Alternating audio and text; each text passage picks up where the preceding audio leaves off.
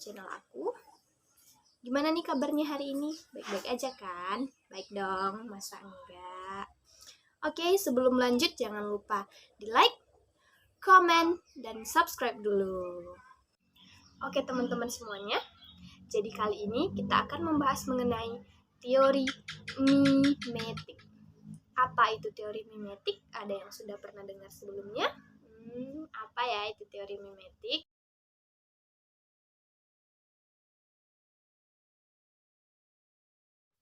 Nah, kali ini kita akan melihat bagaimana cara penerapan teori mimetik itu sendiri. Nah, di sini kita mengambil sebuah puisi yang mungkin sudah sering sekali didengar, sebuah puisi yang terkenal berjudul Pahlawan Tak Dikenal. Puisi Pahlawan Tak Dikenal merupakan karya Toto Soedardjo Bachtiar, sastrawan kelahiran Cirebon, Jawa Barat pada 12 Oktober 1929, adalah penyair 1950-an yang dikenal pertama kali lewat karyanya yang berjudul Ibu Kota Senja. Selain dikenal sebagai penyair yang kuat 1950-an, Toto juga dikenal sebagai penerjemah yang baik. Penguasaannya terhadap bahasa Belanda dan Inggris menjadi modalnya untuk berkenalan dengan sastra dunia yang kemudian ia terjemahkan. Toto terkenal dengan puisi-puisinya yang bertemakan perjuangan kepahlawanan dan kemerdekaan.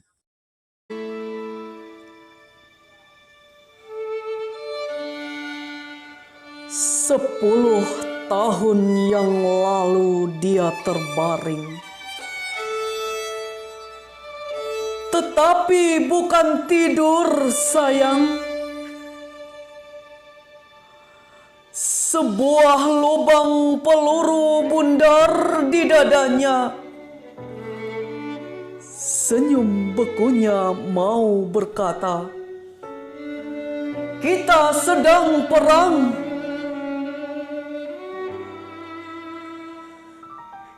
Dia tidak ingat bila mana dia datang. Kedua lengannya memeluk senapang. Dia tidak tahu untuk siapa dia datang. Kemudian dia terbaring.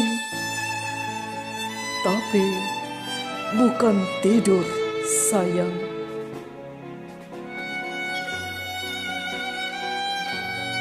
Wajah sunyi setengah tengadah menangkap sepi padang senja. Dunia tambah beku di tengah derap dan suara merdu. Dia masih sangat muda.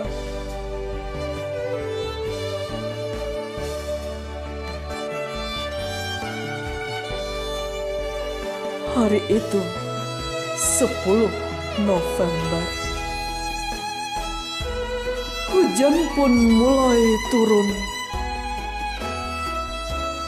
Orang-orang ingin kembali memandangnya sambil merangkai karangan bunga. Tapi yang nampak wajah-wajahnya sendiri yang tak dikenalnya.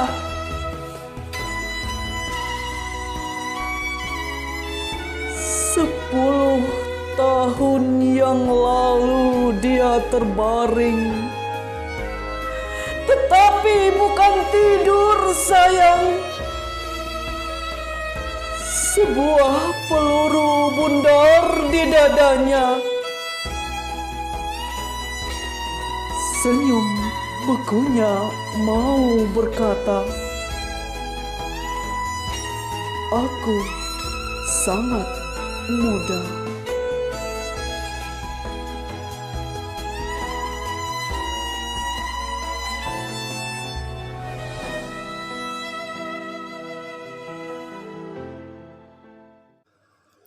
Puisi Pahlawan Tak Dikenal ditulis pada 1955, tepat 10 tahun peristiwa 10 November yang kemudian dikenang sebagai Hari Pahlawan.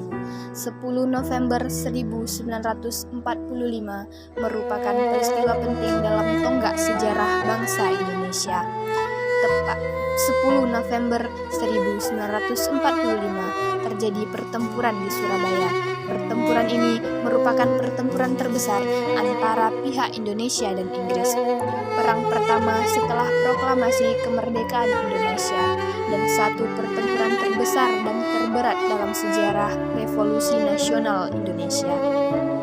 Kematian Jenderal Malabi menjadi puncak kemarahan Inggris kepada Indonesia dan berakibat pada keputusan pengganti Malabi, yaitu Mayor Jenderal Eric Carden yang mengeluarkan ultimatum pada 10 November 1945 yang meminta pihak Indonesia menyerahkan senjata dan menghentikan perlawanan pada tentara AFNI dan administrasi Nika dengan ancaman akan menggempur kota Surabaya dari darat, laut, dan udara apabila orang-orang Indonesia tidak menaati perintah Inggris.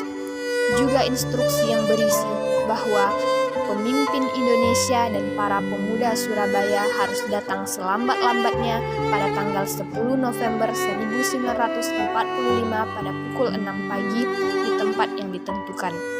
Namun, ultimatum tidak ditaati oleh rakyat Surabaya, sehingga terjadi pertempuran Surabaya yang sangat dahsyat yang berlangsung selama kurang lebih 3 minggu. Pertempuran ini mengakibatkan sekitar 20.000 rakyat Surabaya menjadi korban, dan diperkirakan 15.000 orang harus meninggalkan Surabaya. Banyak pejuang yang gugur menjadi korban, semangat yang membara tak kenal menyerah yang ditunjukkan oleh rakyat Surabaya. Banyak pemuda bangsa yang gugur pada pertempuran 10 November. Pemuda yang gugur karena angkat senjata. Kematiannya di usia muda menjadi deru perbincangan dunia internasional. Dalam puisi Pahlawan Tak Dikenal, Toto Sudarjo menggambarkan bagaimana para tentara Indonesia tewas di medan perang melawan penjajah. Dalam bait pertama, Toto menggambarkan bahwa tokoh pemuda tak dikenal sudah mati tertembak dengan adanya lubang peluru di dadanya. Tetapi ia tidak sedih lewat kata senyum bekunya yang menandakan ia rela mengorbankan jiwa raganya untuk bangsa. Dalam puisi ini, Toto menggambarkan bahwa bangsa Indonesia pernah mengalami hal yang semenyakitkan itu demi sebuah kata merdeka yang benar-benar merdeka. Dalam bait kedua, Toto menggambarkan bagaimana pemuda itu datang ke pertempuran sudah sangat lama sampai dia tidak ingat kapan dia datang. Berperang juga tidak tahu untuk siapa. Kata siapa mengindikasikan alasan kedatangannya ke medan perang bukan untuk orang lain tetapi demi bangsa dan negaranya. Meskipun akhirnya ia gugur dan terbaring, tetapi ia sudah pegang senapan, sudah angkat senjata membela negerinya. Dalam bait wajah sunyi setengah tengadah menangkap sunyi padang senja, dunia tambah beku didengar di tengah derap dan suasana menderu, dia masih sangat muda. Maksud pengarang di sini seorang pahlawan yang sudah meninggal, pahlawan yang gugur dengan rasa bangga karena gugur di medan perang demi bangsanya.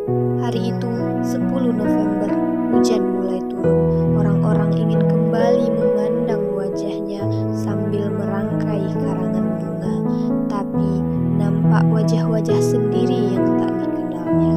Setelah 10 November 1945, 10 November setelahnya dan seterusnya ditetapkan sebagai Hari Pahlawan. Banyak orang-orang yang berbondong-bondong ikut-ikutan memperingati. Kata hujan menandakan bahwa rasa sedih, hujan identik dengan tangis. Begitulah Toto Sudarjo menggambarkan peristiwa yang selalu dikenang, peristiwa 10 November 1945 dalam sajak-sajaknya.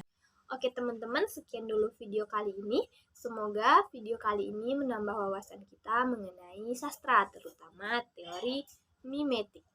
Nah, sampai jumpa di video-video selanjutnya. Sebelumnya jangan lupa di like, komen, dan subscribe ya. Bye-bye semuanya. Wassalamualaikum warahmatullahi wabarakatuh.